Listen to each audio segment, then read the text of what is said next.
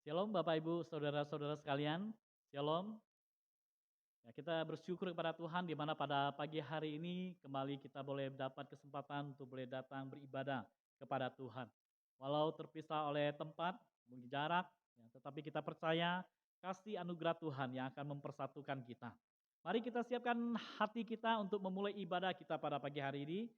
Kita alaskan dalam nama Allah Bapa, Allah Anak, dan Allah Roh Kudus. Kita masuk dalam saat teduh.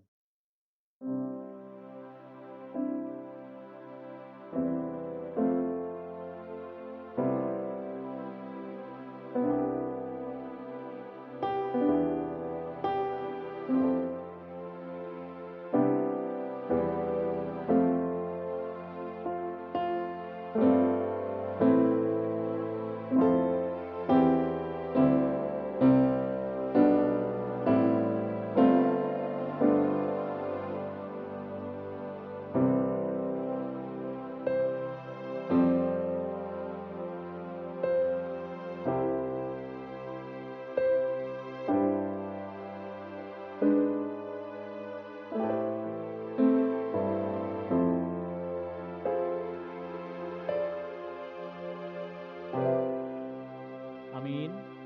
Ya Bapak Ibu, Allah kita adalah Allah yang maha kuasa pencipta langit dan bumi. Allah yang maha hadir dimanapun kita berada, dimanapun tempatnya. Allah kita itu Allah yang hadir di dalam kehidupan kita. Karena dia adalah Allah Immanuel. Oleh sebab itu Bapak Ibu saudara-saudara sekalian, pada saat kita memulai ibadah kita pada pagi hari ini, marilah kita tunjukkan rasa hormat kita kepada Tuhan. Dengan menaikkan pujian, hormat bagi Allah. Marilah kita menunjukkan rasa hormat kita walaupun kita di rumah. Kita nyanyikan pujian ini dengan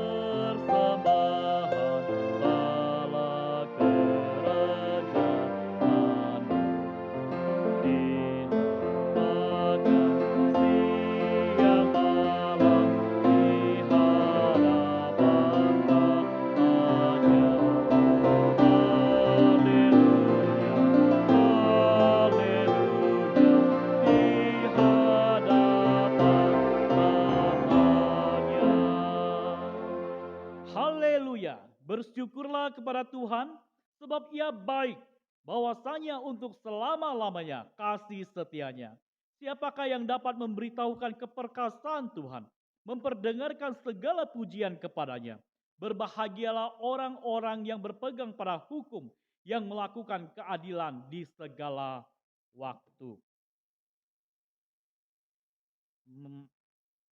Bapak Ibu, ya, Allah kita adalah Allah yang memelihara kehidupan kita. Kepada Allah providensi yang selalu menyertai kita, itulah kita mengikrarkan pengakuan iman kita sesuai dengan pengakuan iman rasuli. Pengakuan iman rasuli. Aku percaya kepada Allah, Bapa yang Maha Kuasa, Khalik langit dan bumi, dan kepada Yesus Kristus, Anak yang tunggal Tuhan kita, yang dikandung daripada Roh Kudus, lahir dari anak darah Maria, yang menderita sengsara di bawah pemerintahan Pontius Pilatus, disalibkan, mati dan dikuburkan, turun ke dalam kerajaan maut. Pada hari yang ketiga, bangkit pula dari antara orang mati. Naik ke surga, duduk di sebelah kanan Allah, Bapa yang Maha Kuasa. Dan dari sana ia akan datang untuk menghakimi orang yang hidup dan yang mati. Aku percaya kepada Roh Kudus, gereja yang kudus dan persekutuan orang kudus, pengampunan dosa, kebangkitan daging, dan kehidupan yang kekal. Amin. Mari Bapak Ibu Saudara-saudara sekalian, kita tundukkan kepala kita berdoa.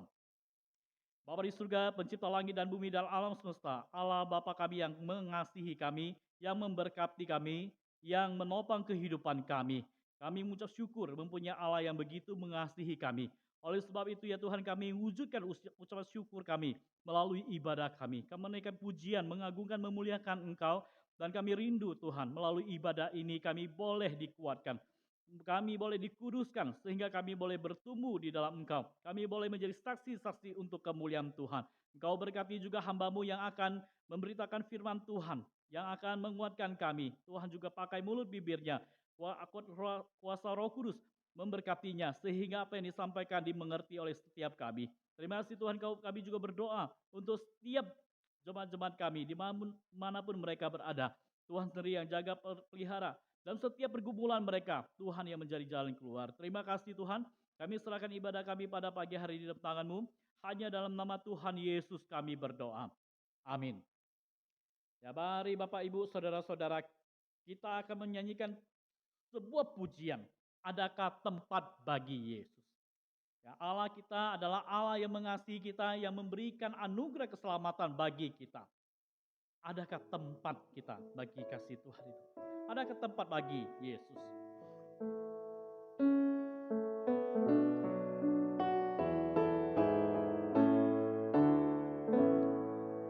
Adakah tempat buat Yesus? Dia yang memikul dosamu. Dia ketuk pintu hatimu. Apakah kau terima Dia? Tempat bagi Tuhan Yesus. Taatkan firman-Nya. Bukalah pintu hatimu selagi berkesempatan. Kau beri tempat bagi dunia, beri tempat bagi Kristus. Dalam hati akan masuk, baginya yang bersalin. Tempat bagi Tuhan Yesus. Taatkan firman-Nya.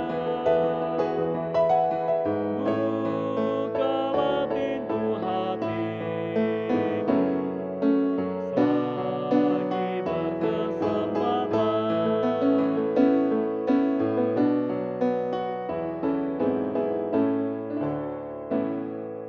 Adakah tempat buat Yesus yang memanggil sekali lagi? Hari ini untuk terima, besok kau kan terlambat.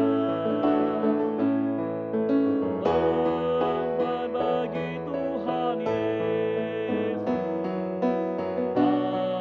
Taatkan firman-Nya.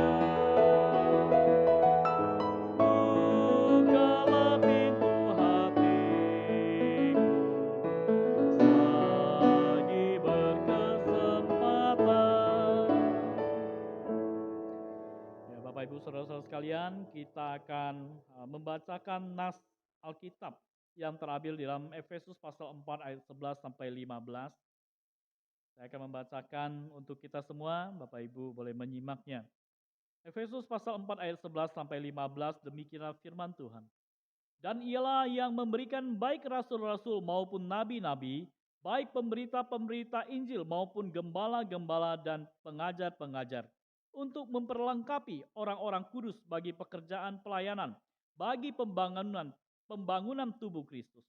Sampai kita semua telah mencapai kesatuan iman dan pengetahuan yang benar tentang anak Allah, kedewasaan penuh dan tingkat pertumbuhan yang sesuai dengan kepenuhan Kristus.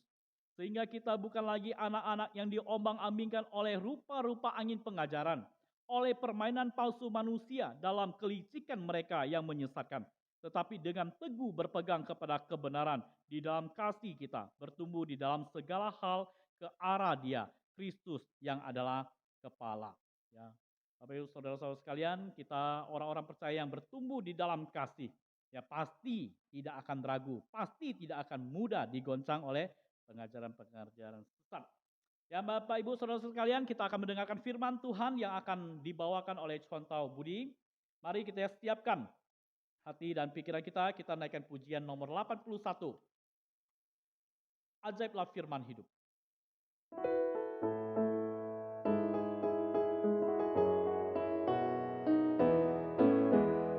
Nyanyikan lagu pujian tentang firman hidup.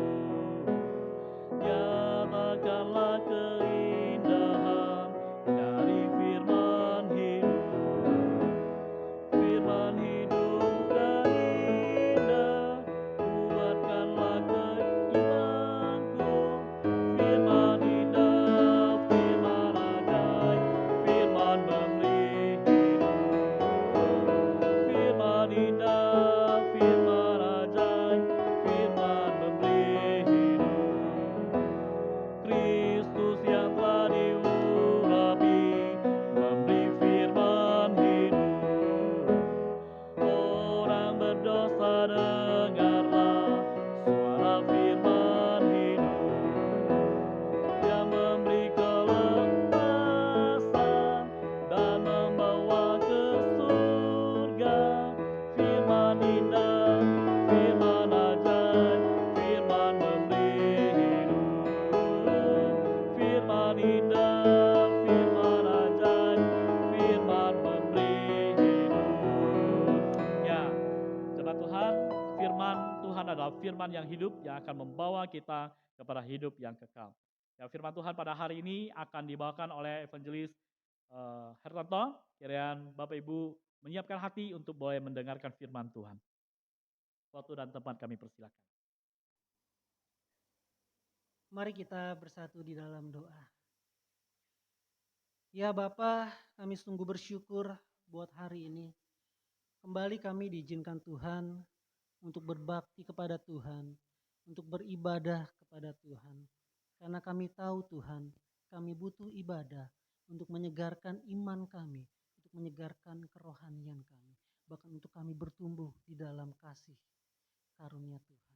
Terima kasih Bapak, kami siapkan hati dan pikiran kami untuk kami boleh sama-sama merenungkan firman Tuhan. Jauhkan dari segala kuasa apapun Tuhan, selain daripada kuasa Tuhan. Biar kiranya Roh Kudus boleh melingkupi setiap kami Bapak. Terima kasih Tuhan Yesus Kristus. Hanya di dalam namamu kami bersyukur dan kami berdoa. Amin. Shalom Bapak Ibu yang terkasih dalam Tuhan. Pada hari ini saya mendapatkan sebuah tema tentang bertumbuh di dalam kasih. Ketika saya mendapatkan tema ini, saya teringat waktu zamannya remaja, zamannya pemuda gitu kan. Ada lagunya seperti ini. Kita bertumbuh, bertumbuh di dalam kasih. Sehati sepikir, setujuan, melangkah bersama. Tuaian besar telah menanti di harapan kita.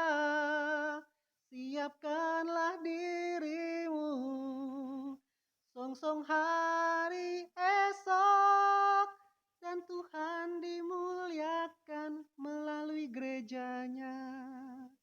Lagu ini pasti kita akan senang dan teringat zaman remaja.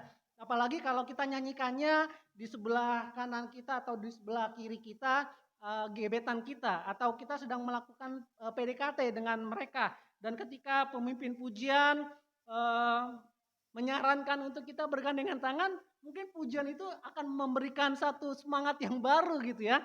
Dengan tangan kita genggam, lalu kemudian kita menaikkan pujian ini. Dan kita berharap pujian ini enggak selesai-selesai begitu. Nah Bapak Ibu yang terkasih dalam Tuhan, ketika kita berbicara tentang bertumbuh dalam kasih, itu artinya ada pertumbuhan lain selain bertumbuh dalam kasih. Setuju? Setuju ya? Ketika kita berbicara tentang bertumbuh dalam kasih, itu artinya adanya pertumbuhan-pertumbuhan selain bertumbuh dalam kasih. Misalnya bertumbuh dalam pengetahuan, bertumbuh dalam pengharapan, atau bertumbuh dalam iman, bertumbuh dalam karakter, kedewasaan, dan banyak macam tentang bertumbuh itu. Namun kalau kita lihat hari ini kita akan merenungkan secara khusus mengenai bertumbuh dalam kasih. Ketika kita mengenal bertumbuh dalam pengharapan, bertumbuh dalam karakter, bertumbuh dalam kedewasaan, bertumbuh dalam iman, dan hari ini, minggu ini kita akan merenungkan tentang sebuah tema yaitu bertumbuh dalam kasih. Dan secara khusus kita akan membicarakan tentang bertumbuh dalam kasih. Bapak Ibu yang terkasih dalam Tuhan, kalau saya diizinkan bertanya, sesungguhnya apa sih definisi dari kata bertumbuh itu? Ketika saya mendapatkan tema ini, lalu kemudian saya mempersiapkan khotbah, membuat kerangka khotbah, lalu kemudian seperti biasa saya selalu mencoba mencari definisi tentang tema yang diberikan kepada saya. Nah, kemudian dari kata bertumbuh, definisi dari kata bertumbuh lebih menekankan kepada penambahan unsur secara fisik yang dapat kita lihat perubahannya. Sekali lagi, bertumbuh adalah lebih menekankan kepada penambahan unsur secara fisik yang dapat kita lihat perubahannya. Dan perubahannya itu secara jelas dan nyata.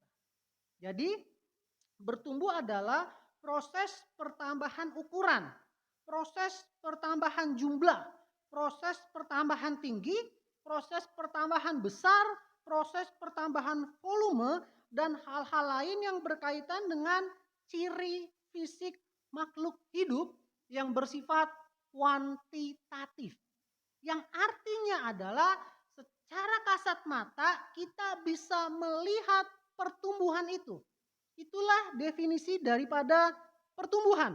Misalnya, ketika saya menanam bibit cabai, lalu kemudian bibit cabai itu akhirnya bertumbuh.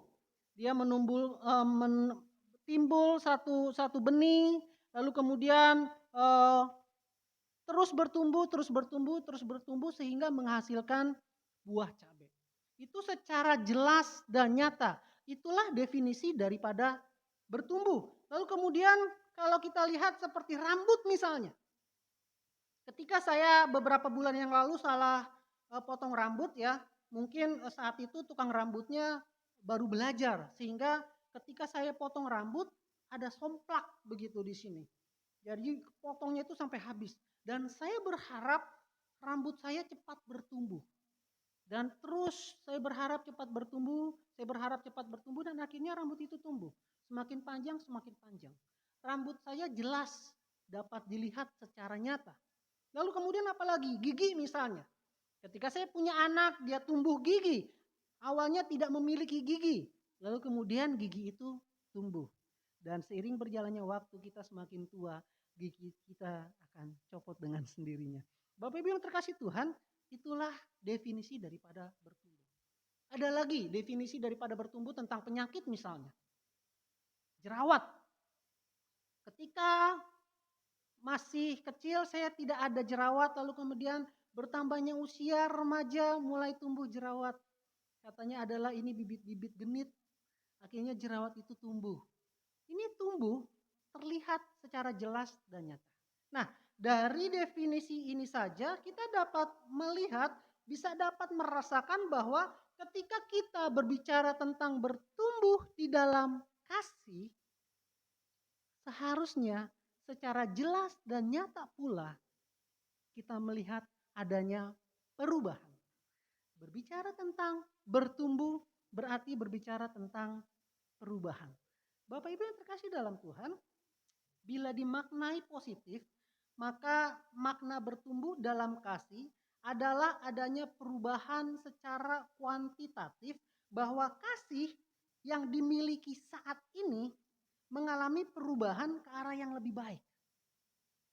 Jelas sampai di sini ya. Ketika kita berbicara tentang bertumbuh di dalam kasih, itu artinya setiap kita sudah memiliki benih-benih kasih. Dan kita membiarkan benih-benih kasih itu terus bertumbuh. Dan jelas terlihat nyata. Oleh sebab itu saya katakan bahwa bila dimaknai positif, makna bertumbuh dalam kasih adalah adanya perubahan secara kuantitatif. Secara jelas terlihat dan nyata dilihat oleh mata kita bahwa adanya perubahan itu. Benih yang sudah kita miliki, benih kasih yang kita sudah ada di dalam hati kita itu mengalami perubahan. Itulah definisi dari tema yang diberikan pada hari ini, yaitu bertumbuh di dalam kasih.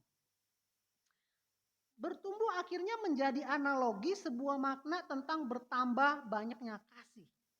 Ya artinya bahwa kita telah memiliki kasih itu, lalu kemudian diharapkan melalui renungan hari ini, kasih itu terus bertambah, terus bertambah, terus bertambah. Baik secara kuantitatif maupun secara kualitatif. Sebelum kita masuk dalam pembahasan materi, renungan kita pada hari ini, inilah makna dari tema kita pada hari ini. Bertumbuh di dalam kasih. Itu artinya sekali lagi kita sudah memiliki benih kasih di dalam hati kita. Benih kasih di dalam kehidupan kita. Nah, Bapak Ibu yang terkasih dalam Tuhan, melalui tema ini yang saya soroti ada 3. Dan kita akan sama-sama belajar dari apa yang saya soroti ketiga hal ini. Hal yang pertama adalah mengapa kita harus memiliki kasih dan bertumbuh di dalam kasih. Sekali lagi yang pertama yang saya soroti adalah mengapa kita harus memiliki kasih dan bertumbuh di dalam kasih. Menjadi satu renungan buat kita poin yang pertama ini tentang bertumbuh dalam kasih. Lalu kemudian hal yang kedua adalah apakah kasih yang kita miliki saat ini tidak cukup? Sehingga diharapkan melalui renungan ini kita bertumbuh di dalam kasih. Apakah kasih yang kita miliki saat ini tidak cukup? Lalu kemudian hal yang ketiga adalah seberapa pentingnya kasih itu bertumbuh dalam kehidupan kita. 3 pertanyaan ini menjadi sorotan kita, menjadi renungan kita pada hari ini. Mengapa kita harus memiliki kasih? Bertumbuh di dalam kasih. Lalu kemudian apakah kasih yang kita miliki saat ini tidak cukup? Lalu kemudian seberapa pentingnya kasih itu bertumbuh dalam kehidupan kita. Mari kita masuk dalam renungan firman Tuhan yang terambil dari 1 Korintus pasal yang ke-13 ayat yang pertama sampai ayat yang ke-13. Saya ingin dan percaya ayat ini tidak asing bagi kita. Dan ini menjadi satu ayat pegangan buat mereka yang mau menikah bahkan setelah menjalani pernikahan. Yuk kita buka 1 Korintus pasal yang ke-13 ayat yang pertama sampai ayat yang ke-13. Kita buka Alkitab kita dan saya bacakan untuk kita semua.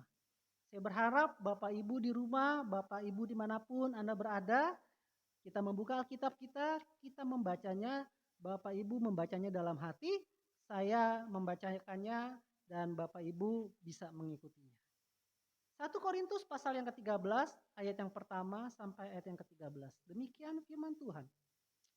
Sekalipun aku dapat berkata-kata dengan semua bahasa manusia dan bahasa malaikat, tetapi jika aku tidak mempunyai kasih, aku sama dengan gong yang berkumandang dan canang yang bergemirincing. Sekalipun aku mempunyai karunia untuk bernubuat dan aku mengetahui segala rahasia dan memiliki seluruh pengetahuan Dan sekalipun aku memiliki iman yang sempurna untuk memindahkan gunung, tetapi jika aku tidak mempunyai kasih, aku sama sekali tidak berguna. Dan sekalipun aku membagi-bagikan segala sesuatu yang ada padaku, bahkan menyerahkan tubuhku untuk dibakar, tetapi jika aku tidak mempunyai kasih, sedikit pun tidak ada faedahnya bagiku. Perhatikan baik, kasih itu sabar, kasih itu murah hati, ia tidak cemburu, ia tidak memegahkan diri dan tidak sombong. Ia tidak melakukan apa yang tidak sopan dan tidak mencari keuntungan diri sendiri. Ia tidak pemarah dan tidak menyimpan kesalahan orang lain. Ia tidak bersuka cita karena ketidakadilan, tetapi karena kebenaran. Ia menutupi segala sesuatu, percaya segala sesuatu, mengharapkan segala sesuatu, sabar menanggung segala sesuatu. Kasih tidak berkesudahan. Nubuat akan berakhir, bahasa roh akan berhenti, pengetahuan akan lenyap. Sebab pengetahuan kita tidak lengkap dan nubuat kita tidak sempurna. Tetapi jika yang sempurna tiba, maka yang tidak sempurna itu akan lenyap. Ketika aku kanak-kanak, aku berkata-kata seperti kanak-kanak. Aku merasa seperti kanak-kanak. Aku berpikir seperti kanak-kanak. Sekarang sesudah aku menjadi dewasa, aku meninggalkan sifat kanak-kanak itu. Karena sekarang kita melihat dalam cermin suatu gambaran yang samar-samar. Tetapi nanti kita akan melihat muka dengan muka. Sekarang aku hanya mengenal dengan tidak sempurna, tetapi nanti aku akan mengenal dengan sempurna. Seperti aku sendiri dikenal, kata Paulus. Lalu kemudian ayat yang ke-13, demikianlah tinggal ketiga hal ini, yaitu iman, pengharapan, dan kasih. Dan yang paling besar diantaranya ialah kasih. Bapak Ibu yang terkasih dalam Tuhan, pertanyaan pertama adalah mengapa kita harus memiliki kasih dan bertumbuh dalam kasih. Kalau kita kembali dari pembacaan firman Tuhan hari ini di dalam 1 Korintus pasal yang ke-13 tadi, kita mau soroti ayat yang pertama, ayat yang kedua, dan ayat yang ketiga. Kenapa sih kita harus memiliki kasih dan bertumbuh di dalam kasih? Mari kita lihat. Kalau kita tidak memiliki kasih, dikatakan di ayat yang pertama adalah sama dengan gong yang berkumandang. Kalau kita tidak memiliki kasih. Lalu hal yang kedua di ayat yang pertama juga sama dengan canang yang bergemerincing. Lalu kemudian yang ketiga adalah ayat yang kedua dikatakan sama sekali tidak berguna. Lalu poin yang keempat, sama sekali tidak berfaedah di ayat yang ketiga. Jadi sangat jelas sekali bahwa kenapa kasih itu kita harus miliki, karena ayat yang pertama, ayat yang kedua, ayat yang ketiga dengan jelas mengatakan bahwa kalau kita tidak memiliki kasih, kita sama dengan gong yang berkumandang. Kita sama dengan canang yang bergemerincing. Kita kemudian sama sekali tidak berguna. Kita sama sekali tidak berfaedah. Bapak Ibu yang terkasih dalam Tuhan. Mengapa kita harus memiliki kasih? Supaya kita berguna. Supaya kita berfaedah. Dan kasih menentukan siapa kita. Kasih menentukan citra diri kita sebagai warga gereja. Sekali lagi saya katakan, kasih menandakan citra diri kita sebagai warga gereja. Sebagai orang percaya, sebagai orang Kristen. Inilah tindakan yang ditentukan. Seberapa banyak orang membandingkan orang Kristen dengan orang lain, tatkala orang Kristen bersikap kasar kepada sesama. Bagaimana stigma ini terbentuk di masyarakat? Baik sadar atau tidak sadar, kita dari dulu sudah terstigma dengan hal itu. Bahwa orang Kristen itu penuh dengan kasih. Bahwa orang Kristen itu pasti memiliki kasih.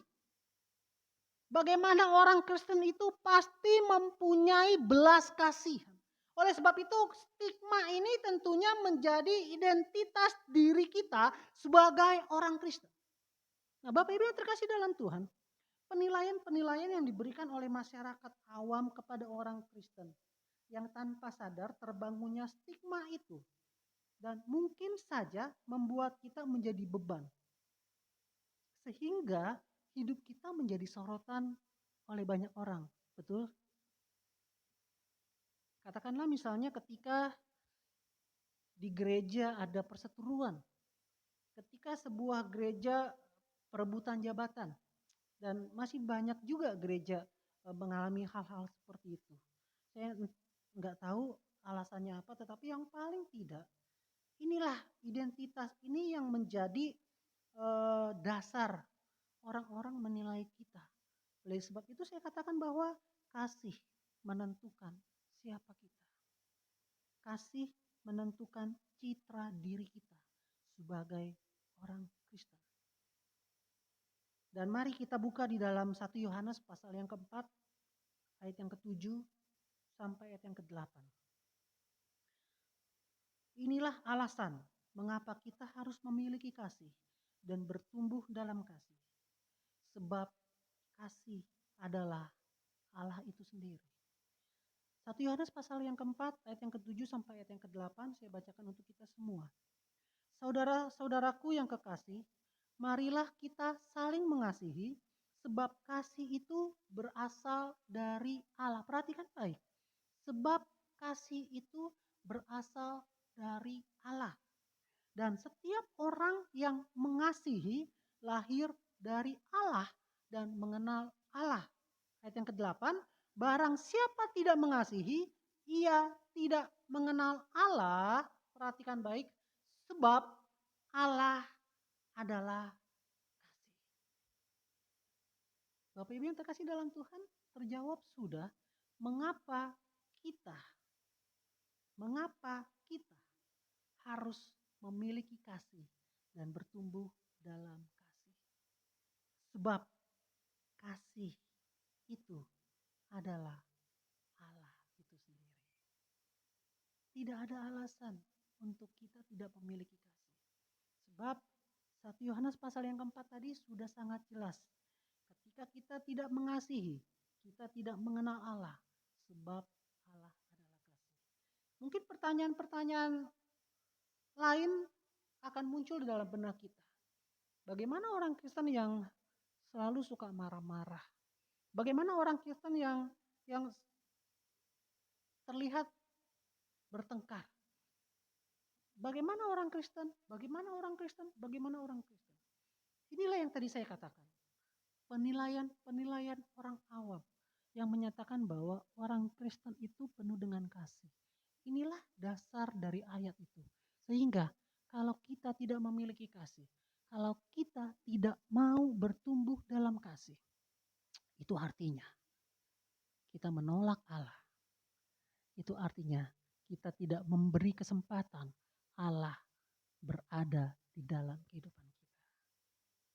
Bapak Ibu yang terkasih dalam Tuhan, maukah kita bertumbuh dalam kasih? Poin yang kedua dari renungan kita pada hari ini adalah, apakah kasih yang kita miliki saat ini tidak cukup? Pertanyaan ini seolah-olah menggambarkan bahwa ngapain sih bertumbuh dalam kasih? Toh saya sudah punya kasih. Apakah kasih yang saya punya ini nggak cukup lagi sehingga saya harus bertumbuh? Bapak Ibu yang terkasih dalam Tuhan, mari kita kembali dalam 1 Korintus pasal yang ke-13 tadi. Definisi tentang kasih di dalam ayat yang keempat sampai ayat yang ke-7. Dikatakan begini, kasih itu sabar, kasih itu murah hati, ia tidak cemburu, ia tidak memegahkan diri dan tidak sombong, ia tidak melakukan yang tidak sopan dan tidak mencari keuntungan diri sendiri. Ia tidak pemarah dan tidak menyimpan kesalahan orang lain. Ia tidak bersuka cita karena ketidakadilan, tetapi karena kebenaran. Ia menutupi segala sesuatu, percaya segala sesuatu, mengharapkan segala sesuatu, sabar, menanggung segala sesuatu. Dari ayat ini saja kita akan berpikir, apakah kasih yang kita punya sudah cukup menggambarkan definisi dari kasih di dalam 1 Korintus pasal yang ke-13 itu? Sungguh sangat naif kalau kita bisa berkata bahwa kasih yang saya sudah punya adalah cukup. Bapak Ibu yang terkasih dalam Tuhan, kasih itu sabar. Sudahkah kita sabar? Kasih itu murah hati. Sudahkah kita murah hati? Kasih itu tidak cemburu. Apakah kita pernah tidak cemburu? Kasih itu tidak memegahkan diri dan tidak sombong. Mohon maaf, kita semua pasti mengalami hal itu. Ada kesombongan, ada kemegahan diri, ada kecemburuan, ada ketidaksabaran, ada ketidakmurahhatian, ada ketidaksopanan, ada mencari keuntungan diri sendiri dan sebagainya. Oleh sebab itu, mengapa kita harus bertumbuh dalam kasih? Karena kasih yang kita miliki tidak cukup. Kita harus terus bergantung kepada Allah. Kita harus terus bergantung dan terus mengasihi Allah. Di dalam 1 Yohanes pasal yang keempat, ayat yang ke-20 dan 21 berkata demikian. 1 Yohanes pasal yang keempat, ayat yang ke-20 sampai ayat yang ke-21. Jika seorang berkata, aku mengasihi Allah, jika seorang berkata, aku mengasihi Allah, dan ia membenci saudaranya, perhatikan baik, maka ia adalah pendusta. Karena barang siapa tidak mengasihi saudaranya yang dilihatnya, tidak mungkin mengasihi Allah yang tidak dilihatnya. Ayat yang ke-21. Dan perintah ini kita terima dari Dia, dari Tuhan Yesus Kristus. Barang siapa mengasihi Allah, ia harus juga mengasihi saudaranya. Bapak Ibu yang terkasih dalam Tuhan, mengapa kita harus bertumbuh di dalam kasih? Karena kasih itu adalah Allah sendiri. Dan oleh sebab itu, ketika kita mengasihi Allah, kita juga harus mengasihi sesama kita. Kita juga harus mengasihi saudara kita. Bagaimana ketika dikatakan di dalam firman Tuhan, minta maaf terlebih dahulu kepada saudaramu, baru engkau kembali ke sini untuk menyembah Allah. Menjadi satu bukti yang serius bahwa kasih itu sangat dibutuhkan.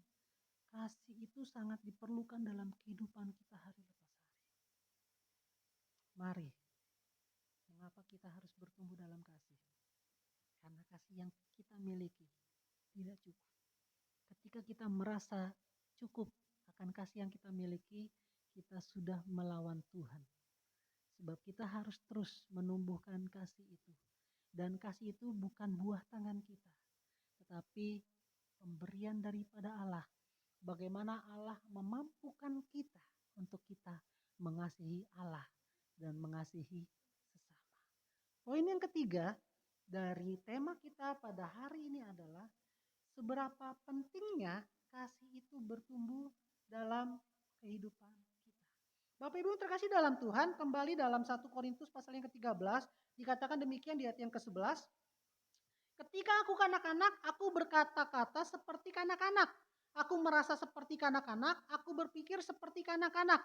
Sekarang sesudah aku menjadi dewasa, aku meninggalkan sifat kanak-kanak itu. Dan perhatikan baik bahwa kasih menuntut adanya perubahan. Betul? Kasih menuntut adanya perubahan. Di dalam Filipi pasal yang pertama ayat yang ke-9, doa dari seorang Rasul Paulus kepada jemaat di Filipi, dalam Filipi pasal yang pertama ayat yang ke-9 berkata begini. Dan inilah doaku, kata Rasul Paulus. Semoga kasihmu melimpah dalam pengetahuan yang benar dan dalam segala macam pengertian. Ayat yang ke-10, sehingga kamu dapat memilih apa yang baik, supaya kamu suci dan tidak bercacat menjelang hari Kristus. Bapak Ibu terkasih dalam Tuhan, ayat yang ke-11 sebagai penutup kita. Penuh dengan buah kebenaran yang dikerjakan oleh Yesus Kristus untuk memuliakan dan memuji Allah. Mengapa kita harus bertumbuh di dalam kasih? Seberapa pentingnya kasih itu bertumbuh dalam kehidupan kita. Untuk kita bisa memilih apa yang baik. Supaya kita suci dan tidak bercacat menjelang hari Kristus. Bapak Ibu yang terkasih dalam Tuhan, hari ini kita mau belajar 3 hal tadi. Maukah kita bertumbuh di dalam kasih? Menjadi satu renungan buat setiap kita. Dan kita memiliki jawaban kita berikan kepada Tuhan. Dan pagi hari ini kita mau serius untuk merenungkan firman Tuhan ini. Kita mau bertumbuh dalam kasih supaya kemuliaan Allah dinyatakan, supaya kemuliaan Allah dilihat oleh banyak orang. Nama Tuhan dimuliakan melalui apa yang kita kerjakan hari lepas hari. Tuhan Yesus memberkati kita semua. Mari kita bersatu di dalam doa. Bapa kami yang baik, kami mengucap syukur Tuhan buat kesempatan kami untuk kami beribadah. Kesempatan kami untuk kembali kami merenungkan firman Tuhan. Ajar kami Tuhan untuk kami tidak jemu-jemu beribadah. Ajar kami Tuhan untuk tidak jemu-jemu berdoa. Ajar kami untuk tidak jemu-jemu bersekutu. Sehingga kami boleh mengalami pertumbuhan iman kami. Kami boleh mengalami pertumbuhan kasih kami kepada Allah. Dan ajar kami Tuhan, mampukan kami untuk melakukan firman yang kami dengar pada hari ini. Dan nama Tuhan dimuliakan. Kiranya firman Tuhan yang kami dengar hari ini menjadi rema dalam kehidupan kami. Untuk terus bertumbuh, berakar, dan berbuah. Dan buahnya nyata dilihat oleh banyak orang. Dan Tuhan dimuliakan. Terima kasih Bapak. Berkati setiap kami, pulihkan tubuh kami yang sakit Tuhan jamah, yang lemah Tuhan kuatkan. Di dalam nama Yesus Kristus kami bersyukur dan kami berdoa. Amin. Tuhan Yesus memberkati kita semua. Mari kita nyanyikan doa soloji. 无天之下，万国万民，齐声赞美父子圣灵，三位一体，同永同存，万有之源，万福之本。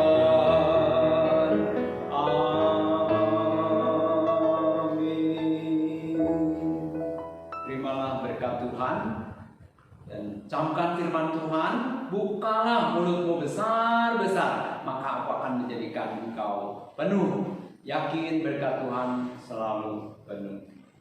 Kiranya anugerah Tuhan Yesus Kristus, kasih dari Allah Bapa, serta persekutuan, gerakan penghiburan, kekuatan dari Roh Kudus menyertai saudara sekalian mulai sekarang sampai Maranatha, Tuhan datang kedua kali, bahkan sampai selama-lamanya. 愿我主耶稣基督的恩惠、父上帝的慈爱、圣灵的感动、交通、安慰与能力，常与众弟兄姐妹同在，从今时直到主耶稣基督第二次再来，并直到永永远远。阿门。